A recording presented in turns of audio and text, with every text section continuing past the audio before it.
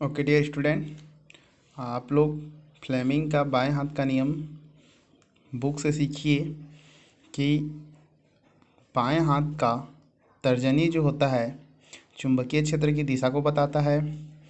अंगूठा जो होता है वो बल की दिशा को बताता है और मध्यमा जो होता है धनावेश की दिशा को बताता है। अब देखिए, इसके और इसके बीच 90 डिग्री का फासला होता है और इसके बीच भी 90 डिग्री का होता है और अंगूठा और मध्यमा के बीच भी 90 डिग्री का फासला होता है। कैसे होता है देखिए, एक्चुअल में ये इस टाइप का है। ठीक है, ये तर्जनी है आपका। देखिए, तर्जनी और मध्यमा के बीच में 90 डिग्री है। ठीक है, अंगूठा और तर्जनी के बीच में भी 90 डिग्री है।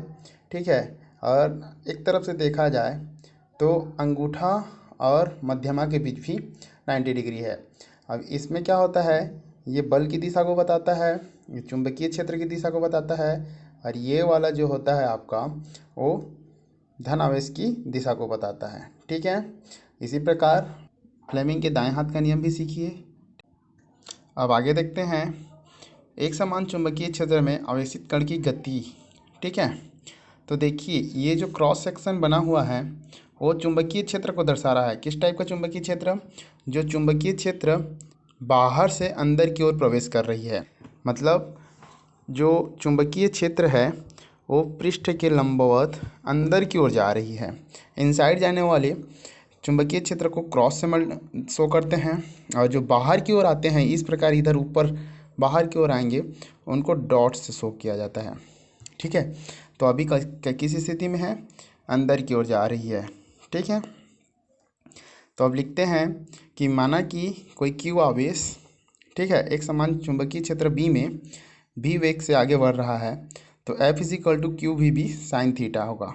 हम लोगों ने याद किया था लॉरेंज बल। ठीक है, वेग और चुंबकीय क्षेत्र के बीच में जो कोण बना था वो 90 डिग्री था, क्योंकि चुंबकीय क्षेत्र तो अंदर की ओर जा रही थी और आवेश जो है इस प्रकार घूम रही थी। ठीक है, तो 90 डिग्री लेंगे तो एफ इज इक्वल टू क्या आ जाएगा, साइन 90 इज इक्वल टू 1 होता है, इसीलिए क्यू भी हो जाएगा। ठीक है, अब उसके पश्चात आप लोग जान रहे हैं कोई भी कण वृत्तीय गति करता है तो उसे अभिकेंद्र बल घुमाता है। तो एफ इज इक्वल टू क्या हो जाएगा, M V square upon are.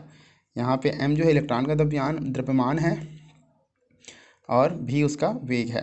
अब देखिए, यहाँ समीकरण नंबर 1 और समीकरण नंबर 2 दे दिया जाए तो दोनों आपस में बराबर हैं, क्योंकि लेफ्ट हैंड साइड बराबर है तो दोनों को बराबर कर देते हैं। तो इधर से भी और इधर से भी एक ठो कट जाएगा तो क्यू बी बराबर एम भी अपान आर आएगा। ठीक है, और R is equal to M V upon Q B आ जाएगा। अब इसके पश्चात हम जानते हैं द्रव्यमान गुणित वेग बराबर क्या होता है, संवेग। तो इसके बराबर संवेग पुट कर देंगे तो आर इज इक्वल टू आएगा पी अपान क्यू बी। अब इलेक्ट्रॉन का जो आवेश होता है वो निश्चित होता है और चुंबकीय क्षेत्र का मान भी निश्चित है, एक समान है। तो ये दोनों क्या हो गए, एक कांस्टेंट हो गए। ठीक है, तो कांस्टेंट ले लेंगे तो R is directly proportional to P. मतलब त्रिज्या जो होती है वो संवेग के अनुक्रमानुपाती होती है। अब इसके पश्चात अब आवर्तकाल के लिए व्यंजक याद करेंगे तो आवर्तकाल के लिए हमें ओमेगा लेना पड़ेगा, कोणीय वेग। ठीक है, omega is equal to V upon R होता है। आप लोग सब जान रहे हैं कि V is equal to omega into R होता है, रेखीय वेग और कोणीय वेग में संबंध। ठीक है, तो ओमेगा इज इक्वल टू क्या जाएगा, वी अपान आर। ठीक, अब आर का मान निकाले हैं एम भी अपान क्यू भी, तो यहाँ से एक भी और यहाँ से एक भी क्या हो जाएगा, कैंसल आउट हो जाएगा। अब बचेगा क्या, नीचे में एम और ये क्यू बी कहाँ चला जाएगा, ऊपर। तो ओमेगा इज इक्वल टू क्या आएगा, क्यू बी अपान एम। समझ में आ रहा है? फिर टी आवर्तकाल बराबर होता है 2 पाई अपान ओमेगा, ये 11वीं में पढ़े थे आप लोग। तो टी इज इक्वल टू क्या आ जाएगा, अब ओमेगा का मान यहाँ रखेंगे तो क्यू बी अपान एम और फिर से एम ऊपर चला जाएगा तो टी इज इक्वल टू क्या आएगा, 2 पाई एम अपान क्यू बी। ये आवर्तकाल का व्यंजक है। अब आवृत्ति देखा जाए तो आवृत्ति बराबर क्या होता है, एक बट्टे आवर्तकाल। तो F is equal to Q B upon क्या आ जाएगा, 2 पाई एम। मतलब इसको जो है पलट देंगे क्योंकि 1 अपान टी है यहाँ पे। ठीक है, अब कण की गतिज ऊर्जा देखते हैं। कण की गतिज ऊर्जा E इज इक्वल टू क्या है, 1/2 mv²। आप लोग गतिज ऊर्जा का फार्मूला पढ़े थे, 1/2 mv²। ठीक है, अब हमको यहाँ पे v का मान निकालना है। ठीक है, तो r बराबर क्या आया था, mv/q भी आया था।